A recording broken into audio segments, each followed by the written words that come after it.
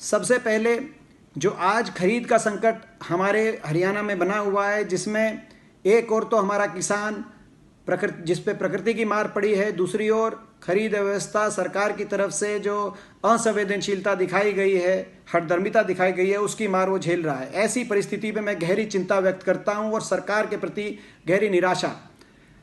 Corona के समय हम किसी प्रकार की राजनीति नहीं करना चाहते, देश हित में सब मिलजुल कर इसका सामना कर सकते हैं और इस मुद्दे पे भी मैं कोई राजनीति हम नहीं करना चाहते, लेकिन किसान की दुर्दशा के समय हम मूक दर्शक भी नहीं बने रह सकते। किसान की आवाज़ उठाना, उसकी लड़ाई लड़ना भी हमारा कर्तव्य है।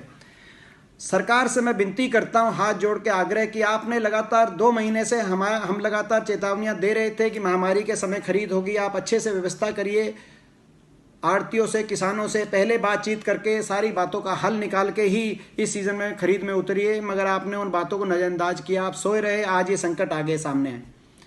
मैं आग्रह करता हूं कि आप नए सिरे से दोबारा से समाधान करिए खरीद की परिस्थिति का, आड़तियों से बात करिए, किसानों से बात करिए। पंजाब के अंदर कैप्टन अमरिंदर जी की सरकार ने जिस प्रकार से आड़तियों को विश्वास में लेकर पुराने सिस्टम के आधार पर खरीद शुरू कराई है, हरियाणा में भी बात कर आड़तियों को विश्वास में लेकर आप खरीद की स्थिति में तेजी लाइए।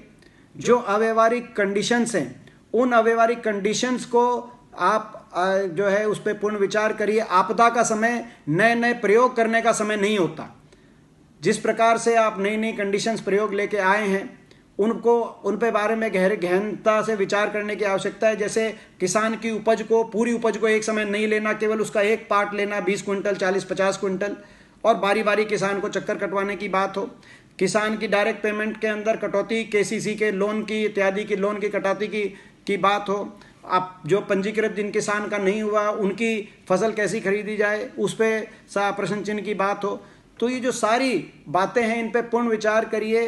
ये प्रयोग का समय नहीं है। आप दुरुस्ता से खरीद की प्रक्रिया शुरू कराइए, आड़तियों को भी विश्वास में लीजिए और सुनिश्चित करिए कि हरियाणा के किसान का एक एक दाना, जैसा कि आपका वायदा है, वो उस हिसाब से खरीदा जाए, ना कि एक एक दाना करके खरीदा जाए।